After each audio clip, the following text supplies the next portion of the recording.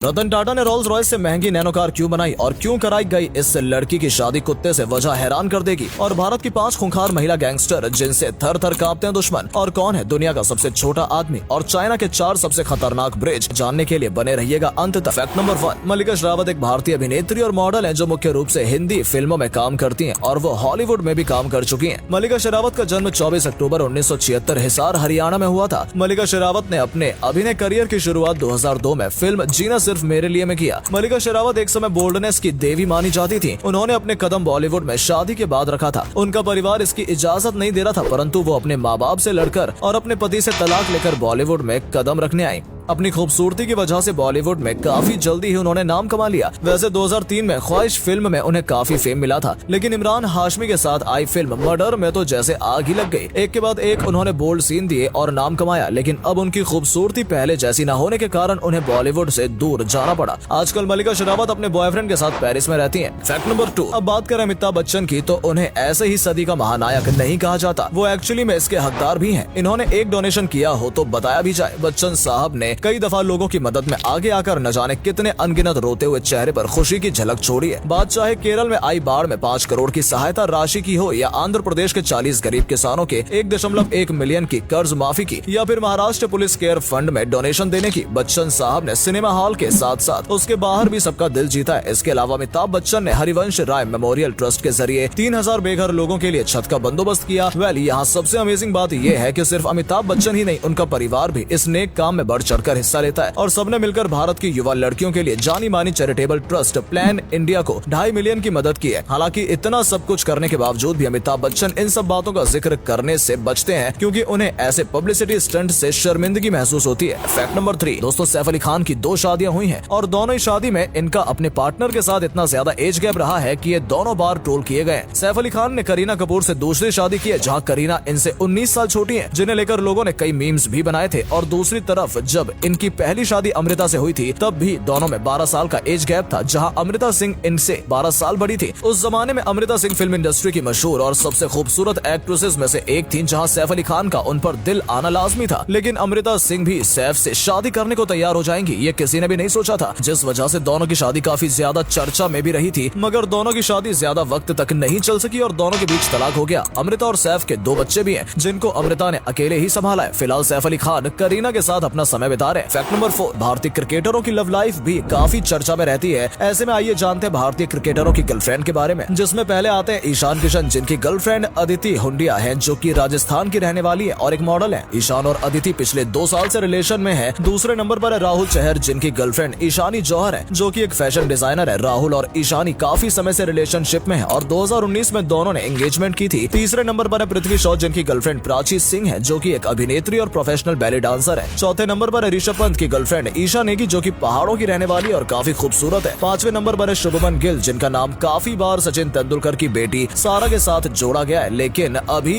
तक इस पर कोई पक्का सबूत नहीं है। फैक्ट नंबर 5, ये एक अमेरिकी मॉडल है और 2016 में इन्हें मॉडल ऑफ द ईयर भी चुना गया था। इनका फेस सबसे ज्यादा अट्रैक्टिव माना जाता है। इन्होंने 2012 से मॉडलिंग करना शुरू की थी और आज के समय टॉप मॉडल्स की लिस्ट में गिनी जाती है। इनकी बहन गिगी हदीद है और ये भी अमेरिका की फैशन मॉडल है। गिगी हदीद भी अपनी बहनें जितनी ही खूबसूरत और अट्रैक्टिव पर्सनैलिटी की है। हालांकि एक इंटरव्यू के दौरान बेला ने बताया कि मॉडलिंग करियर में आने से पहले उन्होंने अपनी नाक की सर्जरी करवाई थी और बेला अपनी स्किन और फिटनेस का बेहद ख्याल रखती हैं। इसी वजह से बेला इतनी ज्यादा ब्यूटीफुल लगती हैं और 94.34% सटीकता के साथ बेला का फेस सबसे सुंदर और अट्रैक्टिव चेहरा माना जाता है। फैक्ट नंबर 6, दोस्तों चाहे अच्छे या बुरे कारण रहे हो, लेकिन टाटा नैनो गाड़ी पूरी दुनिया में फेमस हो गई थी। रतन टाटा ने देश से किया वादा पूरा किया था और 1 लाख रुपए में नैनो गाड़ी को लॉन्च किया था, लेकिन पूरी दुनिया ने इस गाड़ी के ऊपर फ्लॉप का ठप्पा लगाकर इसके प्रोडक्शन को बंद करवा दिया। लेकिन फिर ऐसा क्या हुआ कि 2014 में 22 करोड़ की एक नैनो बनाई गई, जो कि पूरी सोने की बनी थी, जिसने अच्छी महंगी गाड़ियों को भी पीछे छोड़ दिया था। असल में टाटा नैनो प्रोजेक्ट रतन टाटा जी के दिल के बहुत करीब था और वो चाहते थे कि हर भारतवासी अपने परिवार के साथ कार में घूमे, लेकिन नैनो किन्हीं कारणों की वजह से फ्लॉप हो गई। टाटा ग्रुप का एक और ब्रांड है तनिष्क, जो कि सोने की ज्वेलरी बनाता है, और जब भारत को 2014 में 5000 साल पूरे हो गए सोने की ज्वेलरी बनाते हुए, तो इसी मौके पर रतन टाटा ने नैनो गाड़ी को सोने का बनाकर दुनिया के सामने पेश किया। ये दुनिया की इकलौती ज्वेलरी कार है जिसे देखकर सभी की आंखें फटी की फटी रह गई। Fact number 7। दोस्तों, अगर आपसे कहा जाए कि आपको कुत्ते से शादी करनी होगी तो आपका जवाब क्या होगा? जाहिर सी बात है, कोई भी कुत्ते से शादी नहीं करना चाहेगा, लेकिन भारत की एक 18 साल की लड़की को ऐसा ही करना पड़ा जब गाँव वालों और परिवार के दबाव में आकर उसने कुत्ते से शादी की। असल में गाँव वाले मानते थे कि इस लड़की के ऊपर एक श्राप है और जिससे भी ये शादी करेगी ये श्राप उसके ऊपर चला जाएगा। इसी के चलते इस लड़की की शादी एक कुत्ते से करा दी गई। पूरे विधि विधान के साथ इस शादी को किया गया। लड़की ने यहाँ तक बोला कि वो इस शादी से खुश नहीं है, लेकिन गाँव वाले और परिवार वाले मानते हैं कि उसके ऊपर कोई दोष है जो कि कुत्ते से शादी करने के बाद कुत्ते के ऊपर चला जाएगा और इसी दबाव के चलते उसे इस कुत्ते से शादी करनी पड़ी। आपको क्या लगता है दोस्तों, ये अंधविश्वास है या फिर सच? कमेंट करके जरूर बताइएगा। Fact number 8। भारत की 5 खूंखार महिला गैंगस्टर जिनके नाम से पुलिस भी कांप उठती थी। पूलन देवी, जो कि बैंडेड क्वीन के नाम से मशहूर थी, उत्तर प्रदेश की रहने वाली थी। मशहूर डाकू पूलन देवी ने एक बार 22 ठाकुरों को लाइन से खड़ा करके मार दिया था। गंगूबाई, जो गुजरात से मुंबई में पहुंचकर एक वैश्य और उसके बाद डॉन बन गई थी, जिससे कि अच्छे अच्छे लोग भी डरते थे। गंगूबाई पहली ऐसी महिला थी जो 60 के दशक में डॉन की तरह रहती थी। गंगूबाई कोठा चलाती थी। इसकी ब्रांच पूरे देश में फैली हुई थी। हसीना पारकर दाऊद इब्राहिम की छोटी बहन थी, जिसे मुंबई के नागपाड़ा की गॉड मदर और आपा के नाम से जाना जाता था। इसके डर की वजह से कोई भी इसके खिलाफ गवाही नहीं देता था। अब नंबर 1 पर आता है जीनबाई दारूवाला। इसे अंडरवर्ल्ड की पहली माफिया भी कहा जाता है, जो दाऊद इब्राहिम जैसे बड़े डॉन को भी अपना शागिर्द बनाना चाहती थी। डोंगरी में दारू बनाने और उसे बेचने का धंधा जीनाबाई के द्वारा किया जाता था। अब नंबर आता है संतोष बहन जडेजा का। ये गुजरात की सबसे बड़ी लेडी डॉन थी। ये काठियावाड़ की माफिया क्वीन थी। उसके ऊपर 14 हत्या करने का आरोप भी था। Fact number 9। क्या आप जानते हैं आज के समय में दुनिया के सबसे छोटे इंसान कौन है? उनका नाम है अफशिन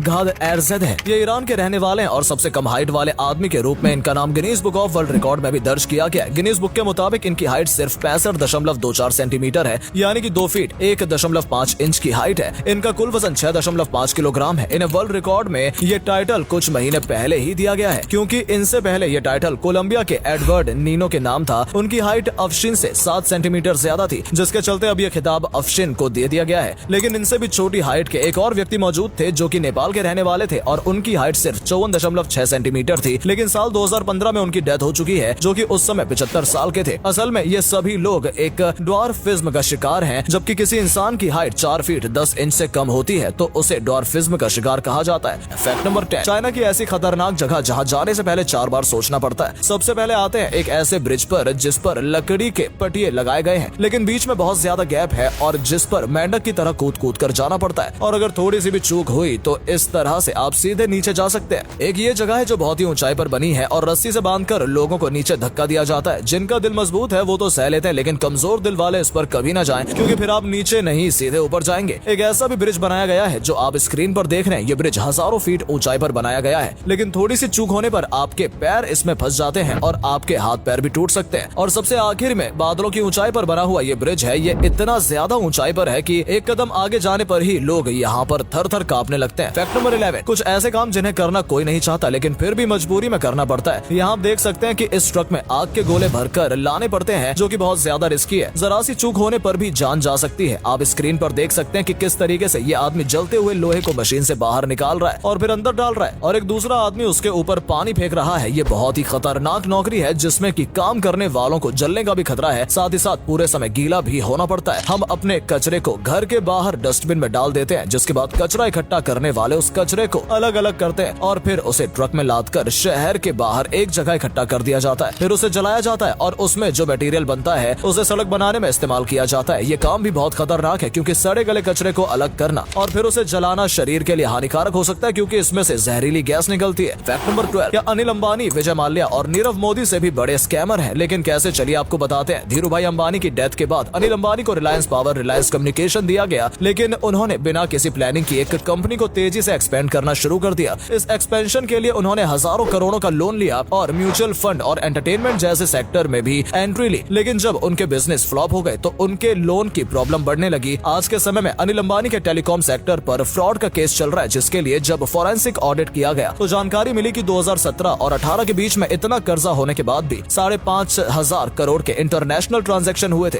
अनिल अंबानी के ऊपर सिर्फ रिलायंस कम्युनिकेशन का 49,000 करोड़ का कर्जा है। चौंकाने वाली बात यह है कि फ्रॉड डिटेक्टर होने के बाद विजय माल्या और नीरव मोदी दोनों ही देश छोड़कर भाग गए, लेकिन अनिल अंबानी देश में रहकर ही कर्जा चुकाने से मना कर